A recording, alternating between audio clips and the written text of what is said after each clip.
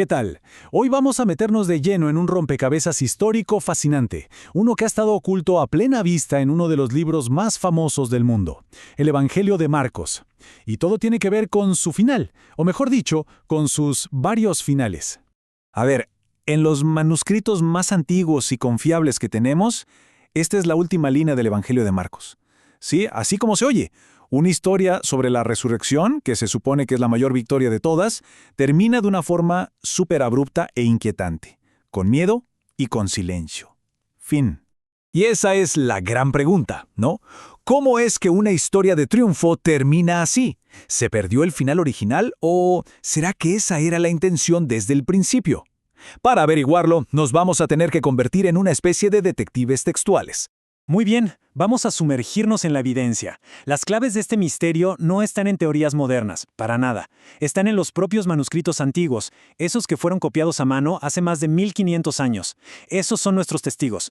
Y aquí es donde la cosa se pone realmente interesante. Tenemos básicamente un conflicto de evidencia. Por un lado, nuestros dos manuscritos más antiguos y de mejor calidad, el Códice Vaticano y el Códice Sinaítico del siglo IV, terminan justo en el versículo 8. Pero por otro lado, el 99% de los manuscritos griegos que vinieron después incluyen 12 versículos adicionales que detallan las apariciones de Jesús. Entonces, ¿qué pesa más? ¿La antigüedad de los primeros o la cantidad abrumadora de los que vinieron después?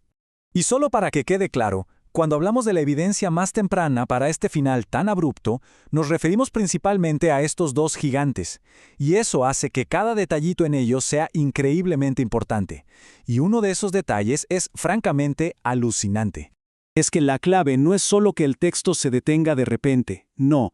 En el Códice Vaticano, el escriba que estaba copiando el texto hizo algo que no volvió a hacer en ningún otro lugar de todo el Nuevo Testamento. Dejó un espacio en blanco.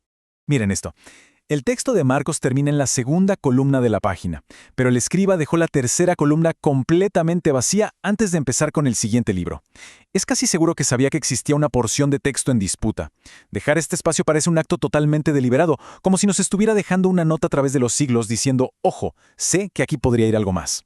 Y aquí viene lo mejor.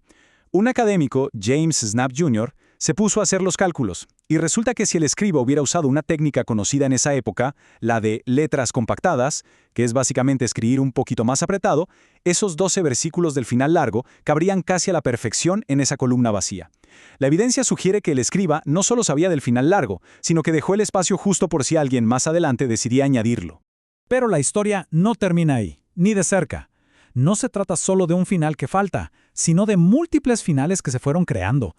Resulta que los primeros cristianos y los escribas también se sentían algo incómodos con ese final tan brusco y, bueno, decidieron hacer algo al respecto. Con el tiempo aparecieron por lo menos 4 versiones distintas. Tenemos el final abrupto, el que ya vimos. Luego está el final más corto, que es un resumen rapidito que algunos escribas añadieron. Está el famoso final más largo, que se convirtió en el estándar que la mayoría conoce. Y luego hay rarezas como el Logion de Frere, que es una inserción única que se encontró en un solo manuscrito, el Códice Washingtoniano. Este gráfico lo deja clarísimo. La inmensa, abrumadora mayoría de los manuscritos que sobrevivieron tienen el final más largo. Sin embargo, los más antiguos, los más cercanos al original, no lo tienen. Esto nos muestra el tremendo dilema al que se enfrentan los académicos. ¿Le damos prioridad a la evidencia más temprana o a la que se volvió más popular? Y para que nos demos una idea de lo diferentes que podían ser estos añadidos, escuchen esto. Es un pedacito del Logion de Frere. Tiene un tono teológico completamente distinto, habla de una era de anarquía e incredulidad bajo Satanás.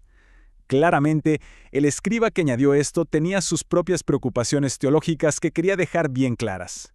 Y todo esto nos lleva a la pregunta del millón. ¿Por qué pasó todo esto? Este misterio nos revela algo fundamental sobre cómo se transmitían los textos en la antigüedad. No solo se copiaban, se interpretaban y a veces se editaban. Todo este tipo de análisis forma parte de un campo de estudio llamado crítica textual. Su objetivo es, básicamente, desentrañar la historia de un texto, comparando todas sus versiones para entender cómo fue cambiando con el tiempo y por qué. Es un trabajo de detective, pero con textos antiguos. Y aquí está el punto clave. Como señala el académico Seth Clark, los escribas de la antigüedad no eran fotocopiadoras humanas. Para nada. Muchas veces hacían cambios intencionales. Ellos creían que estaban mejorando el texto, corrigiendo lo que veían como errores o aclarando puntos teológicos que les parecían confusos. Podemos casi imaginar el proceso. Un escriba llega a este final tan abrupto y piensa, ¡uf! Esto no puede estar bien. Aquí falta algo. Ve un problema teológico. La historia no puede terminar con miedo y ya. Así que propone una solución editorial. Le añade una conclusión más satisfactoria. Con el tiempo, una de esas soluciones, el final más largo, se vuelve tan popular que se convierte en la norma. Las motivaciones eran muchas. Querían un final feliz. Querían que la historia de Marcos cuadrara con las de Mateo, Lucas y Juan, que sí describen las apariciones de Jesús. Querían darle a la historia un cierre adecuado, una misión clara para los apóstoles. En resumen, actuaron como editores y teólogos, no solo como simples copistas. Y esta es la gran lección de todo esto. El misterio del final de Marcos nos enseña que los textos antiguos, incluso los más sagrados, no eran objetos estáticos e inmutables. Eran documentos vivos, que respiraban y evolucionaban junto con las comunidades que los leían, los copiaban y los interpretaban. Así que, para cerrar, queda esta reflexión. El hecho de que un texto tan fundamental pueda tener, digamos, varios borradores de su final, no le quita importancia. Al contrario, nos abre una ventana fascinante a la historia de cómo se formaron las ideas y se transmitieron las historias. Nos muestra a personas de carne y hueso lidiando con un texto que consideraban vital y moldeándolo en el proceso. Y esa, quizá, es una historia tan poderosa como la que el propio texto cuenta. Gracias por la compañía.